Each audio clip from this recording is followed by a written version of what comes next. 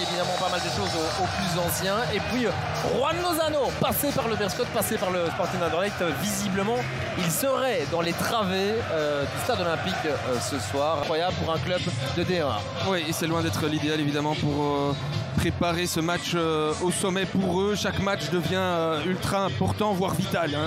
Potesla, une défense Berscott positionnée assez haut et qui va faire en sorte de dégager ce ballon le plus rapidement possible, à moins qu'il y ait déjà un but. Oh, on était tout proche d'un but avec Don Donker qui reprend.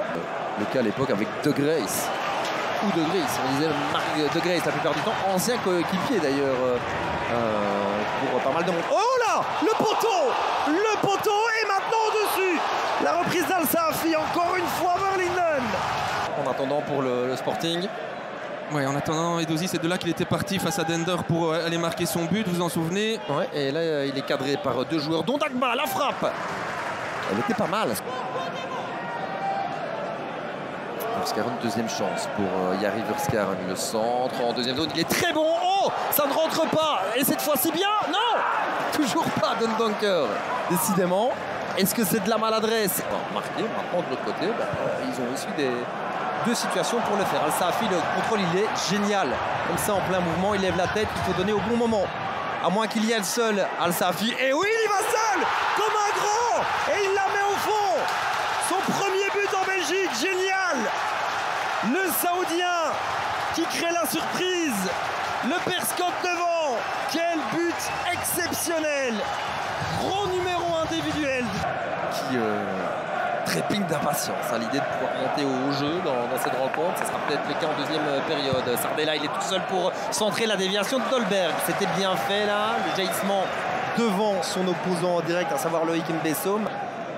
Regardez, pourtant au niveau des duels, le Sporting est largement devant. Maintenant au niveau des ballons gagnés, ça vaut ce que ça vaut. Peut-être parfois un peu sur les mots, mais là c'est un peu plus équilibré. Moi, j'ai pas trop compris ce qu'il a voulu faire, Colin Kozmans. Le Berscott est en train de se dire je vais peut-être faire la bonne opération de la soirée. Regardez la belle image, évidemment.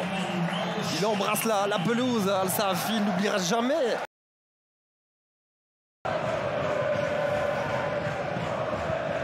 Un ballon de Ritz. Oula, est-ce qu'il n'y a pas un penalty de Dagba? Ah ouais, et l'arbitre n'hésite pas. Simon Bourdouy désigne le point de pénalty et le carton jaune pour le Français. Pas le genre de joueur à perdre son sang-froid, Dolberg. Alors Dolberg pour frapper du droit et pour marquer en plein milieu. Léoni pour s'incruster, c'est pas mal ça, c'est pas mal du tout. La frappe, elle doit venir maintenant. Ritz, ouh là là, très joli mouvement dessiné par le Sporting d'Anderlecht. Oui. Al Saafi pour partir, il y a Colassin sur la droite, il faut donner au bon moment, il préfère y aller seul. Al Saafi encore, Colassin qui rend Al Saafi, et ça rentre. Incroyable. Et ça rentre, l'assist d'Antoine Colassin, présent depuis 3-4 minutes sur le terrain, grand max, est déjà décisif face à ses anciennes couleurs.